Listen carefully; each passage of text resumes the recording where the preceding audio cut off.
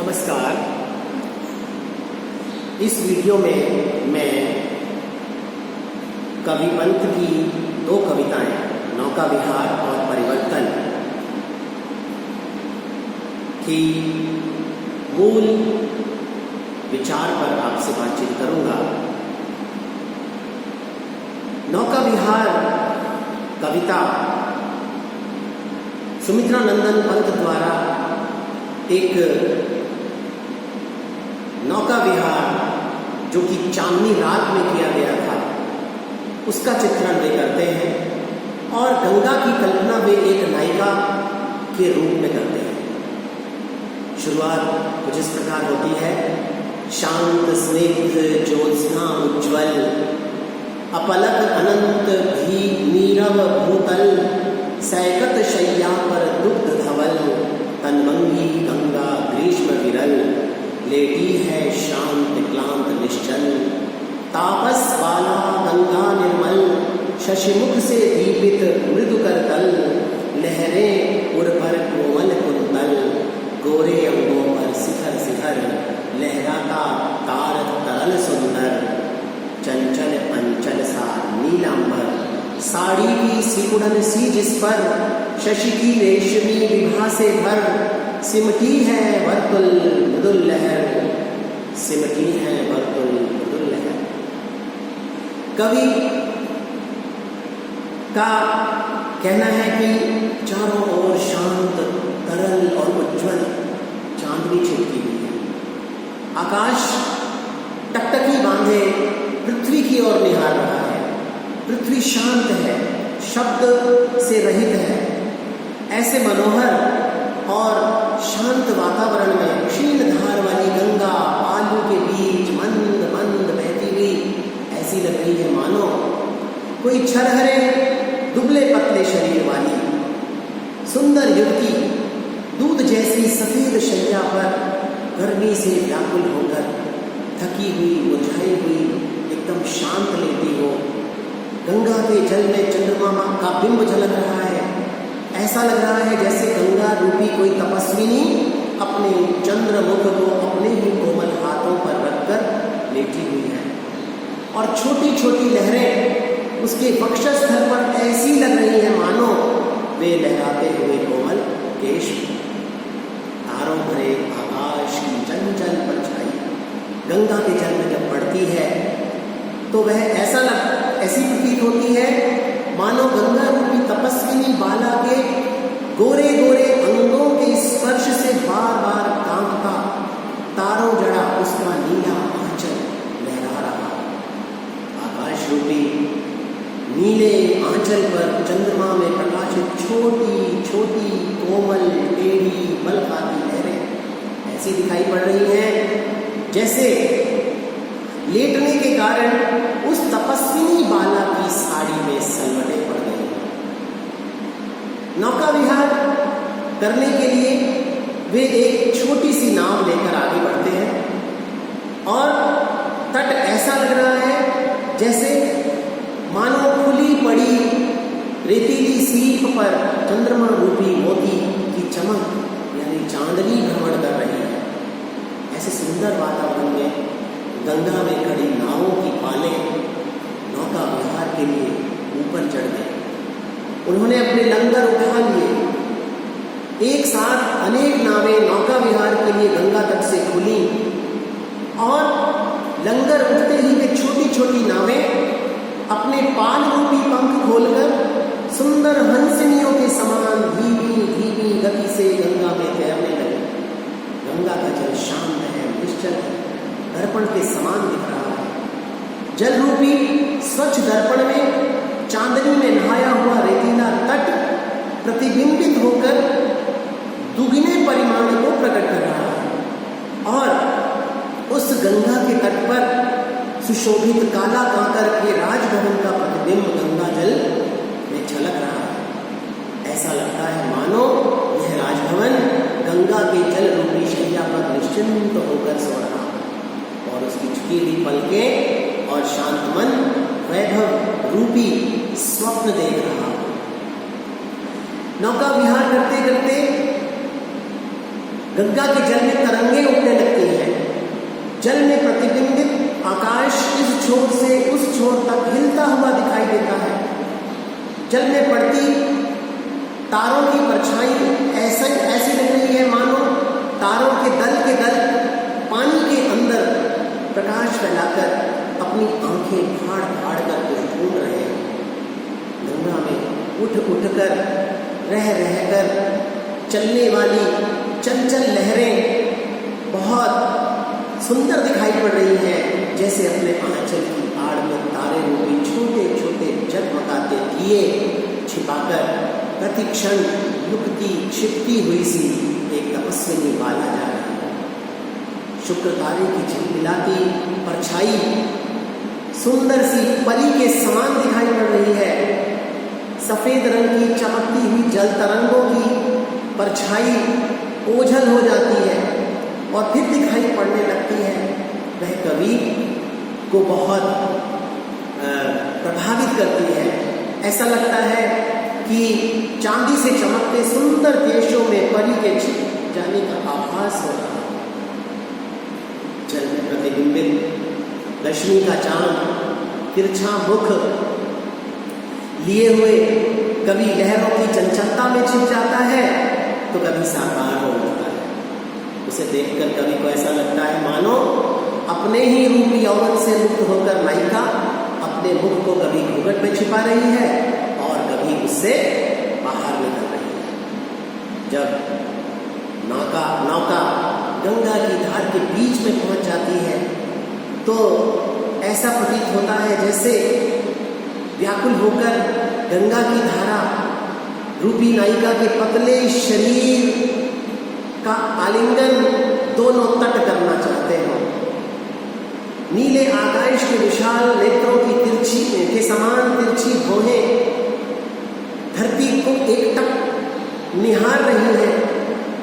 पास में एक द्वीप है जो लहरों के प्रवाह की विपरीत दिशा में मोड़ रहा है। गंगा नदी के ऊपर एक पक्षी उड़ता हुआ दिखाई देता है तो कवि को लगता है कि वह चकवा तो नहीं है कि जो भ्रमवश जल में अपनी ही छाया को चकवी मान बैठा है और उसे पाने के लिए विरह वेदना को मिटाने के लिए व्याकुल होकर आकाश में उड़ता जा रहा है। जब गंगा जल में चंद्रमा का प्रतिबिंब दिखाई पड़ता है कवि को, तारों को नृत्य करता हुआ सा देखता है कवि और भार अत्यधिक हो गया तो कहते हैं कवि कि पतवारों को घुमाकर नावों को धारा के विपरीत ले जाया जाने लगा। पतवार के कारण पानी में जहाज उत्पन्न हो रहे हैं और ऐसा लग रहा है जैसे पतवार अपनी हथेलियां फैलाकर उनमें झाग रूपी मोतियों को भर भर कर तारों रूपी माला को तोड़ तोड़ कर जल में बिखेर रहे हैं। पतवारों के चलने के कारण नदी के शांत जल में उठने वाली लहरें चांदी की सीपी सी चमकती हुई आगे की ओर रेंगती हुई दिखाई पड़ रही हैं। लहरें नृत्य करती सी दिख रही हैं। जल में असंख्य सीधी रेखाएं खींची गई हो ऐसा प्रतीत हो रहा है। ऐसा लग रहा है जैसे गंगा रूपी खेत में लहरें रूपी लताएं खलबूल रही हैं।